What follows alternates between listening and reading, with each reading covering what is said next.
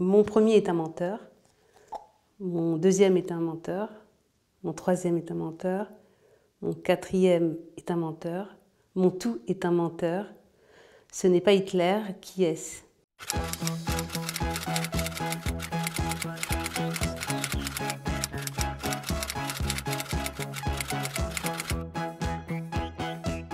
C'est Pierre Laval, parce que Pi ment, parce que R ment, parce que Lave ment, et parce que Al ment. Et entre parenthèses, on s'en doutait. Alia Aglan, est-ce qu'on peut parler de blague ou alors on parlerait plutôt d'un esprit résistant?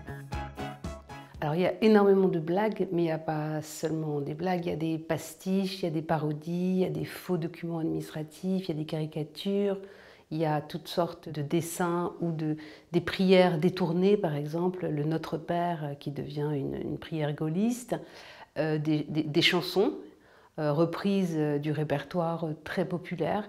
C'est vraiment la culture populaire comme objet de transmission d'une arme qui est celle des déshérités, c'est-à-dire de ceux qui n'ont pas d'armes, justement.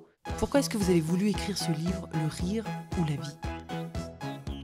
Avec la guerre en Ukraine, on a redécouvert ce que pouvait le rire contre des chars russes, mais c'est un travail auquel je pense depuis bien plus longtemps, parce que quand j'ai commencé à travailler sur la presse clandestine, je me suis aperçue qu'à côté d'articles de fond qui dénoncent évidemment les réalités de la collaboration, les perquisitions, les arrestations, le ravitaillement de mauvaise qualité, il y avait toujours une rubrique qui était une rubrique pleine d'humour. Et pourquoi aujourd'hui ça nous parle encore?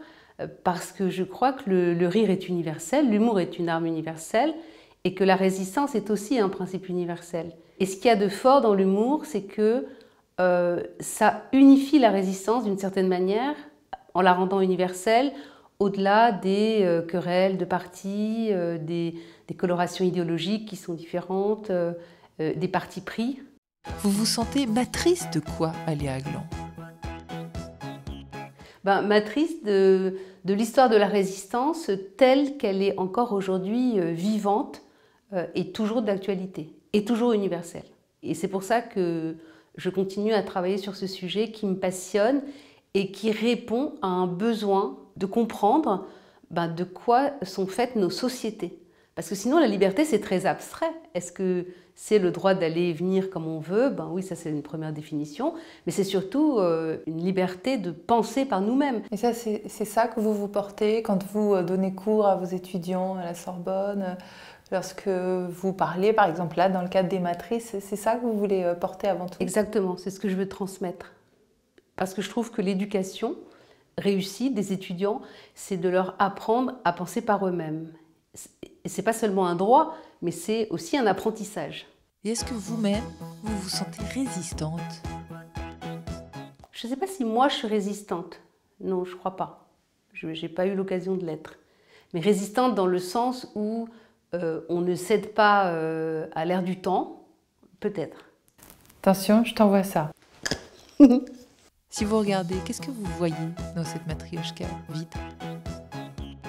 Je vois que c'est quelque chose qui parle à tout le monde et qui est encore très vivant et très universel, cette forme d'humour, qui consiste à me demander par exemple ce que je vois dans une matrioshka vide.